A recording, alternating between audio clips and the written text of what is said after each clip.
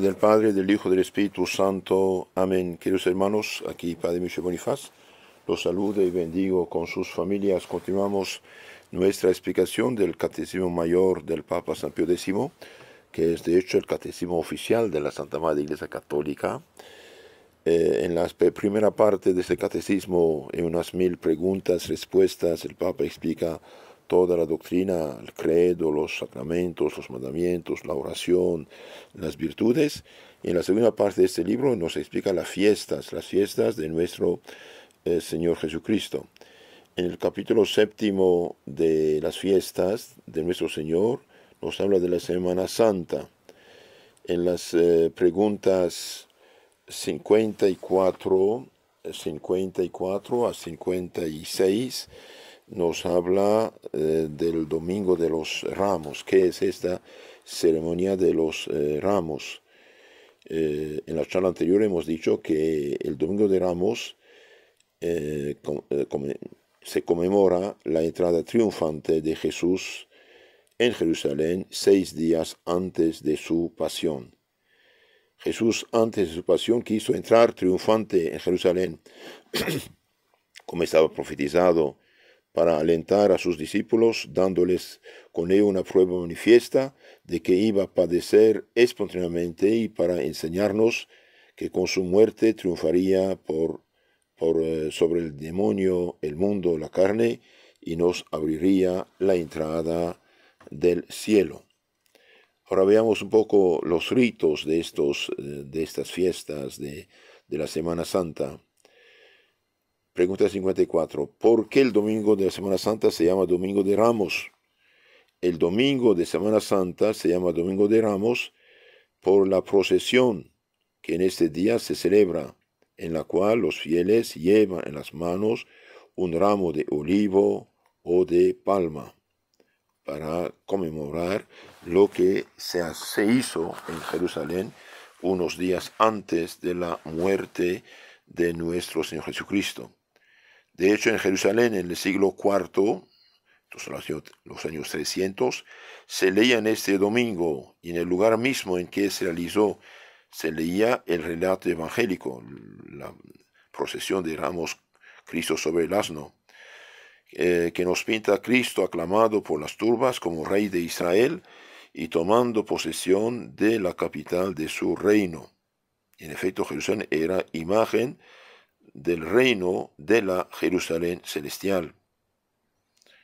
Luego el obispo, cabalgando sobre un asno, iba desde la cima del monte de los olivos hasta la iglesia de la resurrección, rodeado de la muchedumbre que llevaba en la mano ramos y cantaba himnos y antífonas.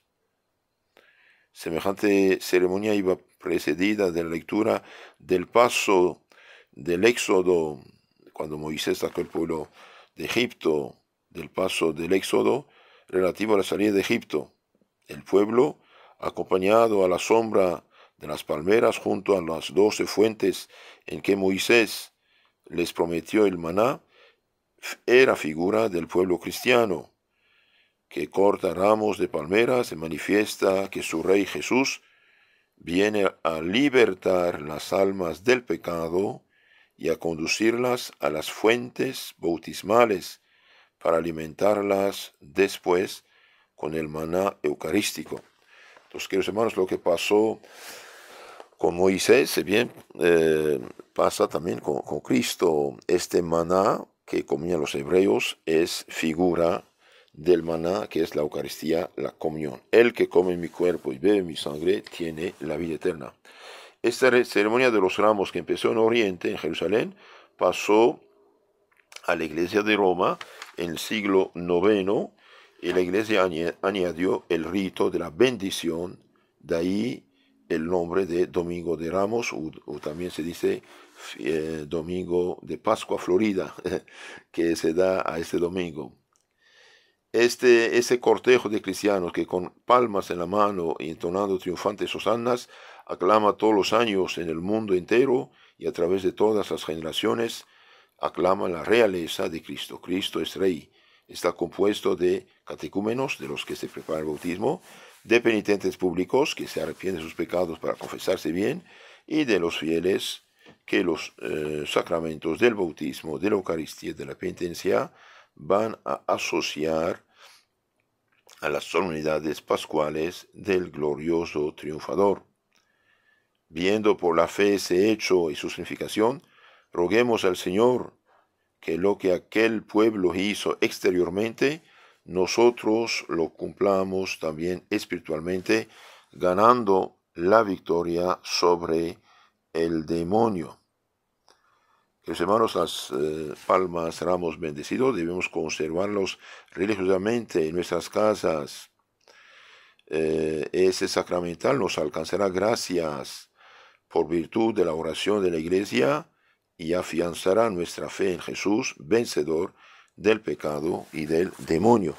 De hecho, terminada la procesión, el sacerdote hace esta oración: Señor Jesucristo, Rey y Redentor nuestro, con cuyo honor al llevar estos ramos hemos cantado solemnes alabanzas, concede propicios que, en cualquier parte a donde fueren llevados los ramos, ahí descienda la gracia de tu bendición. Ahuyentada toda maldad o ilusión demoníaca, proteja tu diestra a los que redimió. Entonces aquí, por la oración de la Iglesia que se hace sobre esas ramas, haciendo la señal de la cruz sobre ellas, bien son sacramentales, nos ayudan a alcanzar bendiciones, gracias, ayudas, protecciones divinas, y también ahuyenta toda maldad, ilusión diabólica, y que el Dios Todopoderoso nos proteja. Por eso las palmas bendecidas se ponen en la casa, por ejemplo, junto con la cruz, en la casa, y esto atrae, dije, bendiciones y protecciones. Entonces el domingo de Ramos es un domingo que empieza la Semana Santa. ¿Por qué el domingo de Ramos se hace procesión llevando ramos de olivo? Bien dijimos, se hace procesión llevando ramos de olivo de palma para recordar la entrada triunfal de Jesucristo en Jerusalén, cuando las turbas les salieron al encuentro con ramos de palma en las manos y lo recibieron como su rey. Bendito el que viene en el nombre del Señor, Hosanna, al Hijo de David. Bien, ahí oficialmente podemos decir, el pueblo hebreo en este día reconoció a Cristo Jesús como su Salvador, su Señor. Pero por desgracia, engañado después por los fariseos, va a reclamar su crucifixión.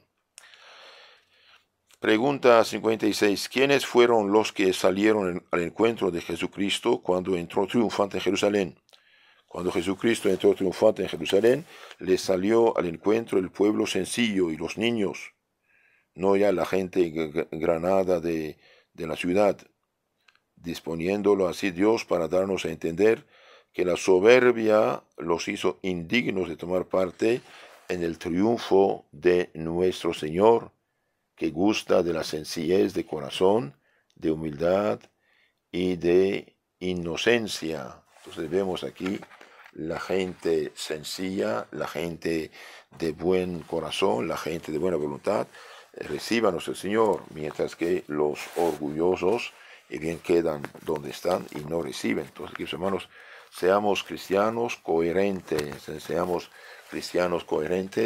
El drama del cristianismo actual y de los últimos siglos es la incoherencia. Aclamamos de un lado a Cristo, del otro lado hacemos el contrario, el contrario.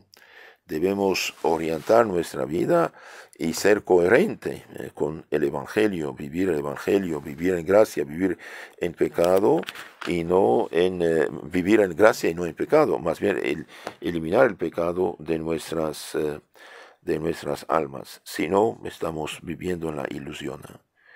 Vivimos en la ilusión y con el riesgo de veras de perdernos, Hoy muchos nos decimos cristianos y ¿Cuántos, por ejemplo, obedecemos el Evangelio? ¿Cuántos ponemos el Evangelio en aplicación?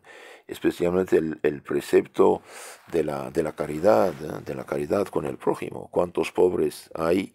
Y a veces uno gasta poco, mucho, según sus medios, pero gasta y no ayuda al prójimo. Tenemos que ayudar al prójimo y ser miembros de la iglesia militante, y militante no en críticas gratuitas, sino en actuaciones cristianas que ganan el corazón de los demás a imitarnos. Si vivimos el Evangelio como Dios manda, si damos ejemplo como Dios manda, si hacemos obras de caridad como Dios manda, y bien vamos a ganar el corazón del prójimo. Y al ganar el corazón del prójimo con nuestro buen ejemplo, ¿qué pasará? Bien pasará lo que debe pasar. La gente tendrá ganas de quedar católica o de hacerse católica. Si no, estamos viviendo en la ilusión. Entonces, Cristo es nuestro Rey, es nuestro Señor. Él debe reinar en nuestros corazones en primer lugar, mediante la gracia, la santidad, vivir cristianamente, como dije, practicar el Evangelio. Y si esto hacemos, y bien Satanás no tiene nada que ver con nosotros.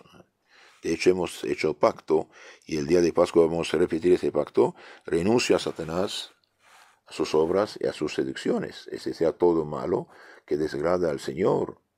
Entonces, esforcémonos en obedecer en todo a Jesús. Observemos sus preceptos, haciendo siempre su voluntad, siguiendo fielmente sus normas, imitando sus virtudes, conformando totalmente nuestra vida a la suya, amándole y sirviéndole con todo nuestro corazón. Y si esto hacemos, bien dichosos somos y podremos decir: Hosanna, bendito el que viene en el nombre del Señor. Que hermanos, si hay gente que hace tiempo no se confiesa, no comulga, acérquense. Nuestro Señor murió por nosotros. Nuestro Señor dio su vida por cada uno de nosotros. Nuestros pecados ya están pagados. Solamente tenemos que presentarnos a Cristo para que ponga ya deuda cancelada. La confesión es una liberación. La confesión es de institución divina.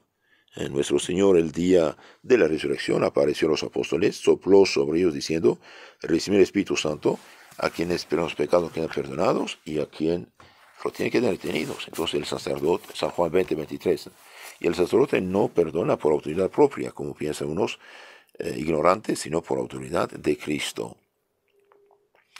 Y finalmente, en esta Semana Santa tratemos de guardar silencio, mortificar oído, ojo, todo, mortificarnos de todo lo que es profano.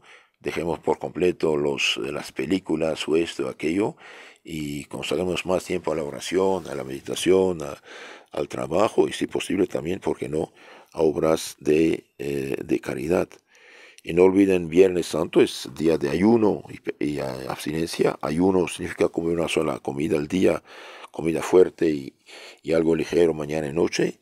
Y abstinencia es que no se come carne. Pero si ayunamos toda la Semana Santa, mejor todavía, aunque no sea obligatorio. Que Dios los cuide, la Virgen los ampare. Si quieren conocer más mejor nuestra Santa Fe Católica, suscríbanse en nuestros canales en YouTube y Telegram, Catecismo Católico Tradicional. Que Dios los cuide. Amén.